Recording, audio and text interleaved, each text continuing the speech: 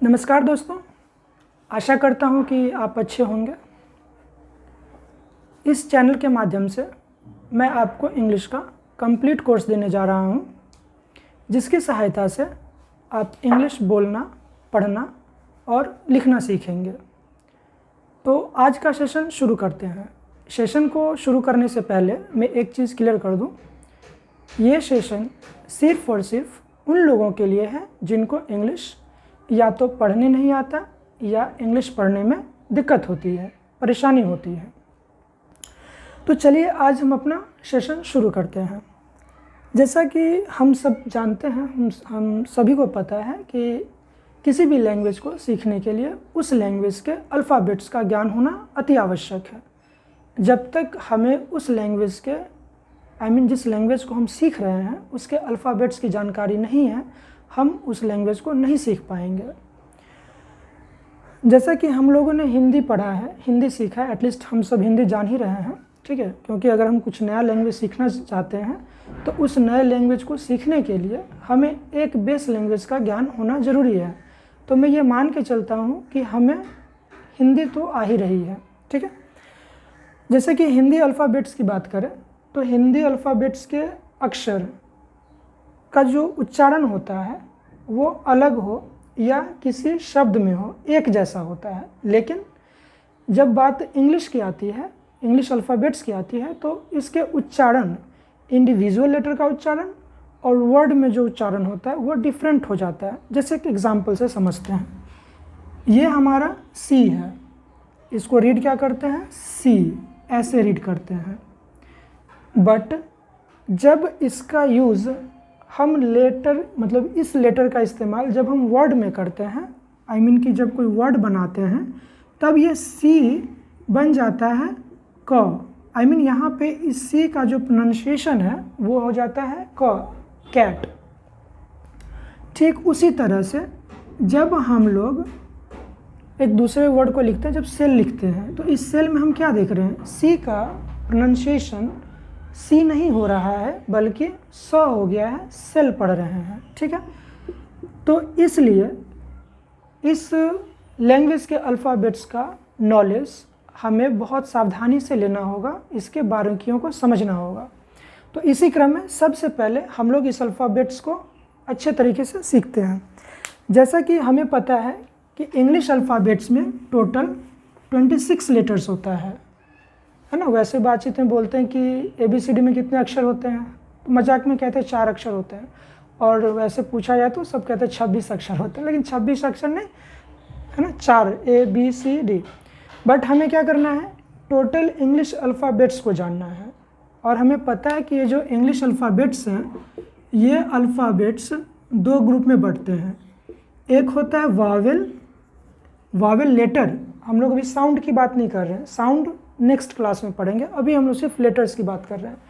एक होता है वावेल लेटर का ग्रुप और दूसरा हो जाता है कॉन्सोनेंट लेटर का ग्रुप। हमें पता है कि वावेल्स जो होता है वो 5 होता है, A, E, I, O, U। और इसके अलावे जितने भी लेटर्स होते हैं सब के सब कॉन्सोनेंट्स में काउंट किए जाते हैं, ठीक। B, C, D, F, इस तरह से Z तक जाते हैं। इन 5 लेटर्स को छोड़ करके बाकी के जो भी लेटर्स हैं सब के सब कॉन्सोनेंट्स हैं। तो ये कॉन्सोनेंट लेटर्स हैं, ठीक है, और ये वावेल लेटर है। अब क्या है, अभी हम लोगों ने एक एग्जाम्पल देखा कि सी का प्रोनाउंसिएशन इंडिविजुअली सी होता है, लेकिन जब ग्रुप में आता है, वर्ड में आता है, तब वही स हो जाता है, क हो जाता है। इन्हीं बारीकियों पे हमें ध्यान देना है और इन्हीं को सीखना है। तो हम सबसे पहले कॉन्सोनेंट लेटर्स के प्रोनाउंसिएशन को देखेंगे, इसके उच्चारण को सीखेंगे, क्योंकि जब तक हम इसके उच्चारण को नहीं सीखेंगे तब तक हम इंग्लिश पढ़ना नहीं सीख सकते, और जब तक इंग्लिश पढ़ना नहीं सीखेंगे तब तक फिर लिखना नहीं सीख पाएंगे, और जब पढ़ना लिखना नहीं होगा तो डेफिनेटली कि समझना नहीं होगा, और जब समझना नहीं होगा तो फिर बोल नहीं पाएंगे। इसलिए सबसे पहले हम लोग शुरू करते हैं, इंडिविजुअल लेटर्स का प्रोनाउंसिएशन को सीखते हैं। चलिए आगे बढ़ते हैं।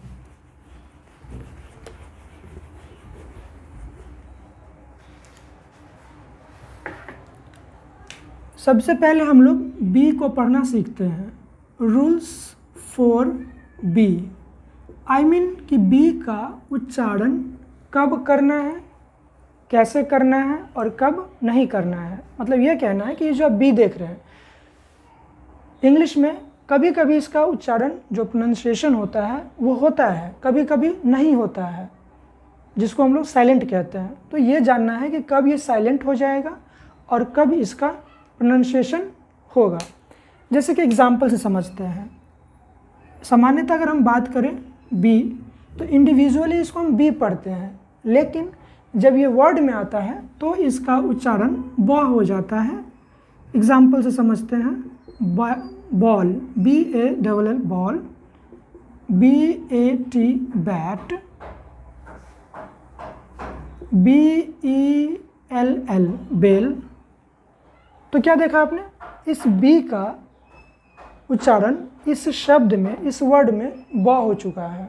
ठीक, तो पहली बात तो ये याद रखनी है कि बी का उच्चारण जब हम इंडिविजुअल पढ़ेंगे तो बी पढ़ेंगे, लेकिन जब यही ग्रुप में पढ़ेंगे तो हम इसे ब पढ़ेंगे। लेकिन कुछ ऐसे भी वर्ड हैं, जैसे कि हमने पढ़ा COMB, इसको हम लोग पढ़ते हैं कॉम। कॉम मतलब बी यहाँ पे क्या है, साइलेंट है। बी क्या है, साइलेंट है। साइलेंट का मतलब क्या होता है कि उसको राइट करना है बट रीड नहीं करना है, बोलना नहीं है, लिखना है सिर्फ। कॉम। जैसे एक और एग्जांपल लिखते हैं BOMB बॉम, TOMB टॉम। यहाँ पे बी जो है ये साइलेंट है, बी का प्रोनाउंसिएशन नहीं हो रहा है। दूसरा एग्जांपल समझते हैं। जैसे DEBT, इसको हम लोग पढ़ते हैं डेट।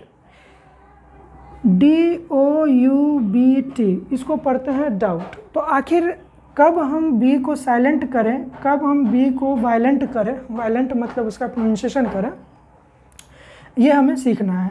तो याद रखना है कि जब बी के पहले एम होगा, क्या कहा मैंने, बी के पहले एम हो या बी के बाद टी हो, बी के बाद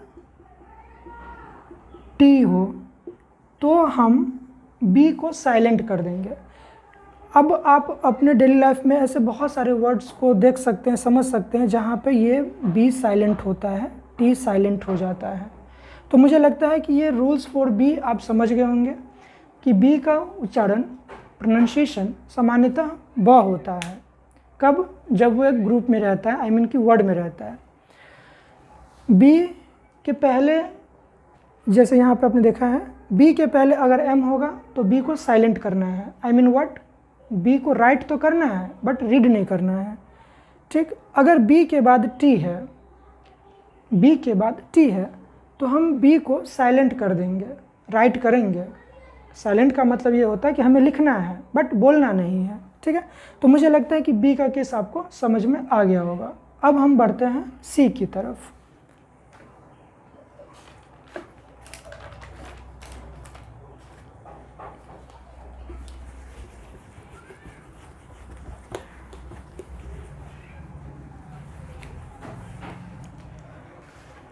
चलिए अब नेक्स्ट पे पूछते हैं और अगला टॉपिक है हमारा सी। अब देखिए, सी को हम लोग इंडिविजुअल लेटर में बच्चों को जो पढ़ाते हैं तो सी पढ़ाते हैं और फिर कहते हैं सी फॉर कैट। ठीक है, वहाँ पे शायद बच्चे होते हैं इसलिए उनको इंडिविजुअल लेटर का ही नॉलेज दिया जाना बेहतर होता है, लेकिन जब वो थोड़े से बड़े होते हैं तो उनको उसका लेटर का साउंड के अलावे उसके जो प्रॉपर साउंड होते हैं, जो वर्ड में इस्तेमाल होते हैं, वो सिखाया जाना चाहिए। ठीक है, खैर कोई बात नहीं, आगे हम लोग बढ़ते हैं। तो सी का जो प्रोनाउंसिएशन होगा वो 3 होता है मेनली। एक होता है सौ, एक होता है क और एक होता है शौ। सी का प्रोनाउंसिएशन 3 होगा, सौ, शौ और क होगा। अब समझते हैं कि आखिर कहाँ पे हम सी को सौ पढ़ेंगे और सी को क पढ़ेंगे और सी को शौ पढ़ेंगे। ठीक है, थोड़ा ध्यान दीजिएगा, ये सौ है और ये शौ है, अंतर है दोनों में। जब लिखने में अंतर है तो ऑब्वियसली बोलने में भी अंतर दिखना चाहिए, ठीक। तो हम इसे सौ पढ़ेंगे और इसे शौ पढ़ेंगे। देखिए, जब सी के आगे आई हो, ई हो या वाई हो, तब हम यहाँ पे सी को सौ पढ़ेंगे। एग्जाम्पल से समझते हैं, जैसे CITY city, CELL cell, CYCLE cycle. आपने क्या देखा, यहाँ पे दो सी है, एक सी ये है, एक सी ये है, बट पहले वाले सी को हम लोग 100 रीड कर रहे हैं, दूसरे वाले 100 को सी को रीड कर रहे हैं, ठीक है। तो हमें याद रखना है, क्या याद रखना है कि जब सी के आगे आई होगा, ई होगा या वाई होगा, चाहे आप इसको थोड़ा सा घुमा करके सिस्टमेटिक ढंग से लिख लीजिए, ई होगा, आई होगा या वाई होगा, तो ही हम सी को 100 पढ़ेंगे, ठीक है। इसके अलावे ई, आई, वाई और एक एच है, उसके अलावे कोई भी लेटर होगा सी के आगे, तो हम उस सी को क पढ़ेंगे, ठीक है। मतलब ये समझिए, जैसे कि CAT कैट पढ़ते हैं, इसको सी के आगे ए आ गया, इसलिए ये क हो गया है। अभी ये जो सी है वो क है। जैसे COIL क्वाइल हो गया, यहाँ पे सी से 100 नहीं पढ़ रहे हैं, क पढ़ रहे हैं, ठीक है। आगे जैसे पढ़ते हैं CAN कैन हो गया, ठीक है। आगे बढ़ते हैं CLEAN क्लीन हो गया। तो यहाँ पे क्या पढ़ रहे हैं हम लोग, क पढ़ रहे हैं, यहाँ पे क्या पढ़ रहे हैं, क पढ़ रहे हैं। तो देखा आपने, क्या देखा कि जब सी के आगे ई, आई, वाई और एच के अलावे कुछ भी, क्या कहा, सी के आगे ई, आई, वाई और या एच के अलावे कोई भी लेटर होगा तो सी को हम लोग क रीड करेंगे, ठीक है। सी को क रीड करेंगे। ये दो बातें समझ में आ गई। कब, जब सी के आगे ई, आई, वाई होगा तब हम इसे 100 पढ़ेंगे, और अगर ई, आई, वाई या एच के अलावे कोई भी लेटर होगा तो हम सी को क पढ़ेंगे। चलिए अब हम लोग थर्ड पॉइंट देखते हैं कि कब इसको श पढ़ना है।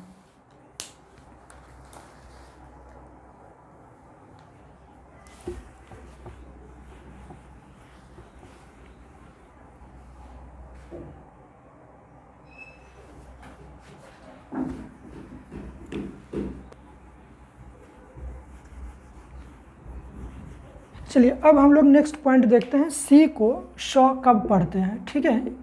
इससे पहले हम लोग कुछ वर्ड्स को देखते हैं, उसको रीड करते हैं। जैसे SPECIAL, इसको हम लोग पढ़ते हैं स्पेशल।